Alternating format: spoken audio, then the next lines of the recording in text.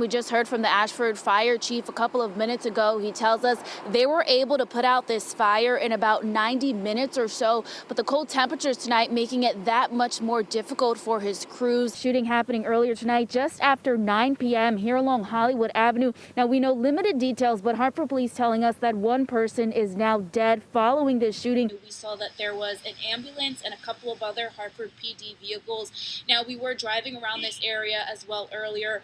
I did see an ambulance pull into Hartford Hospital with at least one police vehicle right behind them. This is just how I have been measuring the snowfall while we've been out here. I make like a footprint into the snow, right? And then Manny is going to zoom into my footprint. Take a walk with me. You can see there's a sidewalk here along Lake Street, but once we approach this corner of Lake and Phoenix Street, the sidewalk just stops abruptly. This is exactly why residents are concerned. Well, the CDC recommends you wear a face mask with 2 layers of fabric, fits securely around your face, and completely covers your nose and your mouth. But how much more protection am I getting if I take a second face mask and place it on top? I was appointed to the top education post here in Connecticut just a couple of months before the pandemic began, and now he is set to hold the top education post in the country with this new pick from President-elect Joe Biden. Potholes are caused by the expansion and contraction of water beneath the pavement. When that water freezes, it expands, causing cracks and essentially making the ground weaker. Upon arrival, they found one man inside a car suffering from several gunshot wounds. He was transported to a local hospital. He's now listed in serious condition. Now, police tell me that they were called to 479 Garden Street. The city's health department says they've had to shut down 10 establishments throughout New Haven for safety concerns. Tonight, that number jumping to 11 as they had to shut down one popular restaurant after they received videos showcasing multiple COVID violations. Also, periods of wind really picking up. I want to take a second, see if you can kind of hear.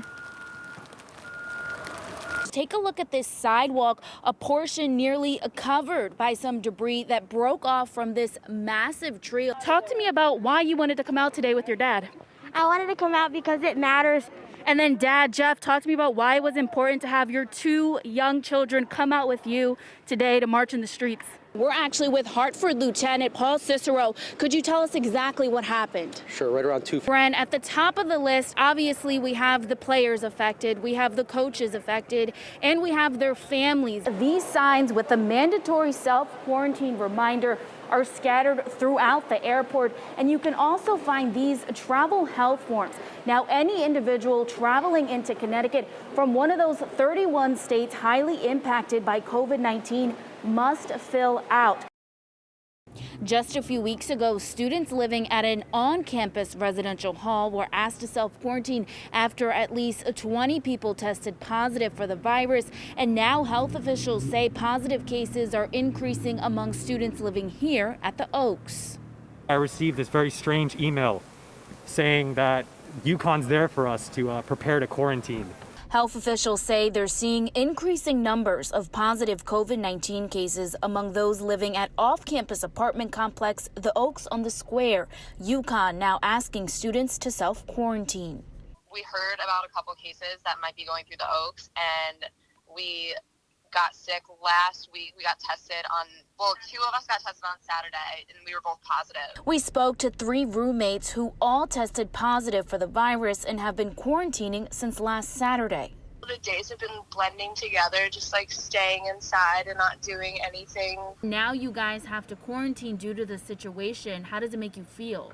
We feel that like UConn doesn't really have the right to tell the students that live here like that they have to quarantine. I feel that like if you're negative and you're healthy, then you should have the right to do as you please. And local health officials calling it an outbreak and believe the cases are a result of close contact without a mask. Students are only permitted to leave the apartment for solitary activity or grocery shopping.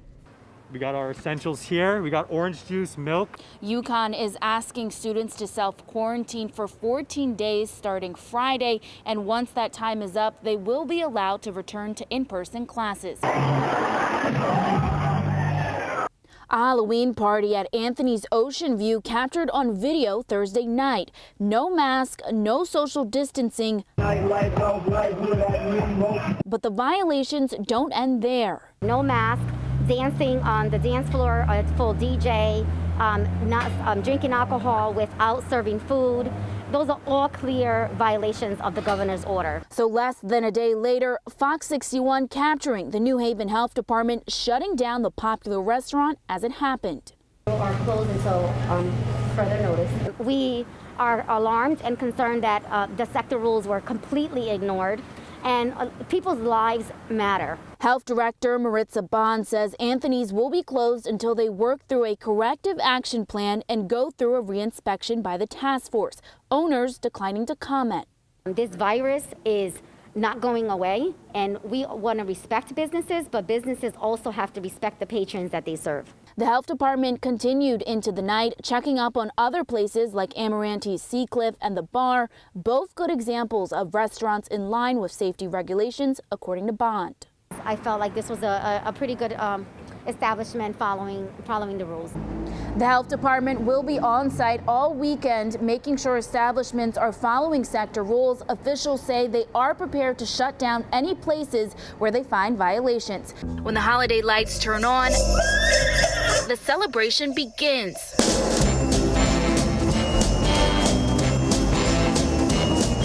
Brings up, the holiday cheer and holiday joy while still being safe and distance. House after house in the Newtown area decorating big time for the holiday season. Quite an undertaking. The families just love it. They look forward to it. The force behind the movement, Lois Barber, who started a Facebook group, Newtown Holiday Displays and Maps, following the 2012 Sandy Hook tragedy. She says they keep the holiday displays limited to 26 houses in honor of the victims. Our tragedy happened in mid-December. And for years, the air was so heavy around here, you could cut it with a knife. And I started this group so that parents could take their kids around to see some of the holiday lights and to try to get some of the magic of December, bring it back to our town. Rhonda Cullen shares she lost a neighbor during the tragedy, so she puts an angel on display every year in her memory and has a green tree daunting exactly 26 angels. After that happened, I dealt with, do I turn the lights off or do I leave them on? And I just felt like I really needed to, because we had so much darkness in our town and we needed that light. The Facebook group now has more than 5,000 members. On it, you can find a list and a map of the holiday displays. There's an interactive map, so we pushed it and it's kind of push and go. Typically, a contest is held, but with the pandemic this year, homeowners are doing it just for the holiday magic. Families are driving around looking at all the houses, and they stop and they really feel a sense of peace. It's for the little kids and the little kid in all of us to bring some Christmas cheer and some light and brightness to the world. Jingle bell rock.